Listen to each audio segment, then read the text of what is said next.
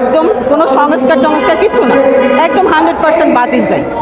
আমার বাচ্চা আসলে কি শিখতেছে, কি পারতেছে? পরীক্ষা আসতেছে, পড়ছে না, পরীক্ষা দিয়ে আসতেছে, জিজ্ঞেস করলে সে অফ, তার মুড অফ থাকে, সে বলতে পারে না যে সে কি পরীক্ষা দিয়ে আসছে। ইভেন আমার বাচ্চা কোশ্চেন পর্যন্ত পরীক্ষার হলে ছুঁড়ে ফেলে রেখে আসছে, প্রশ্ন আনে নাই, কারণ ওর কাছে মনে হয়েছে আমি কি পড়ে আসলাম আর কি আসলো, কিছুই আসে নাই।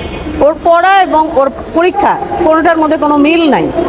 একটা কারিকুলাম আমি তৈরি করলাম, সেটা বাস্তবায়ন করার জন্য আমার যে দরকার অবকাঠামো, আমার যে দরকার ছিল যে শিক্ষক মণ্ডলী, আমার যে দরকার ছিল যে আমার বাচ্চারা ওয়ার্ল্ডের সাথে ফাইট করবে সব কিছুতে, সেই ফাইট করার মতো মানসিকতা বা সেই যোগ্যতা বা সেই শিক্ষা সে অর্জন করছে কিনা সেটা চিন্তা না করে আমি একটা কারিকুলাম ফট করে চাপিয়ে দিলাম, এটা তো ঠিক হলো না।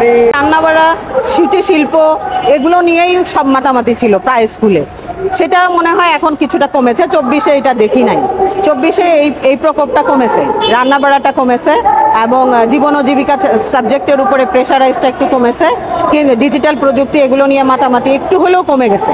কিন্তু বেসিক পড়াশোনা তো আমার বাংলা বইয়ে নাই, ইংলিশে নাই।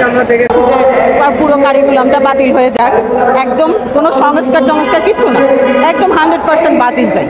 আগের কারিকুলাম পুনর্বহাল চাই, আগের কারিকুলামের বই পাবলিশ করে সবার হাতে দেওয়া হোক এবং ওই বই অনুযায়ী পরীক্ষা পদ্ধতি যেভাবে যেমন ছিল মার্কিং তেমন আসুক। কোনো সৃজনশীল কিচ্ছু দরকার নেই, প্রয়োজনে আপনারা ইংলিশের উপর প্রেশার বাড়ান, গ্রামার বই আরও মজবুত করে তৈরি করেন। আমার দেশে অনেক শিক্ষিত লোক আছে, অনেক বড় বড় ইংলিশের স্কলার আছে, অর্থনীতিবিদ আছে, ভালো গণিতবিদ আছে। প্রয়োজনে প্রতি বছর আপনারা নতুন নতুন চ্যাপ্টার যা ওয়ার্ল্ডের সাথে মিলে যায়। ওয়ার্ল্ডে একটা 6-এর বাচ্চা বাহিরের ওয়ার্ল্ডে কি জানতেছে, বেশি দূরে না, ভারতে যান তাহলেই চলবে, আর কোনো দেশে যাওয়ার দরকার নেই। ভারতের একটা ক্লাস 6-এর বাচ্চা কোন স্ট্যান্ডার্ডে অঙ্ক করে, কোন স্ট্যান্ডার্ডে ইংলিশ পড়ে, কোন স্ট্যান্ডার্ডের বিজ্ঞান পড়ে, সেটা শুধু আপনারা কালেক্ট করেন এবং সেই অনুযায়ী নতুন করে প্রতি বছর 10% করে আপনারা নতুন সিলেবাস ঢোকান। কিন্তু একদম 100% চেঞ্জ করে ফেলেন। 100% চেঞ্জ করে ফেললে সেটা অ্যাবজর্ব করার ক্ষমতা আমাদের দেশের টিচারদেরও নাই, অভিভাবকদের নাই, সন্তানদের নাই, বাসায় যারা আমাদের ইউনিভার্সিটির স্টুডেন্টরা যে পড়ায় ছোট ভাই বোনদেরকে, ওদেরও নাই।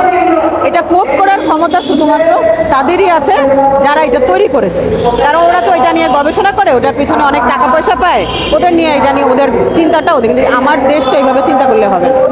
আমি শুধু ঢাকা কেন্দ্রিক সিলেবাস করব এমন না, আমার চিন্তা করতে হবে পঞ্চগড়ের একটা গ্রামে একটা ছেলে পড়তেছে, নীলফামারীতে গ্রামে একটা ছেলে পড়তেছে, আমার বান্দরবান, খাগড়াছড়ি এবং সাঙ্গুতে একটা বাচ্চা পড়তেছে।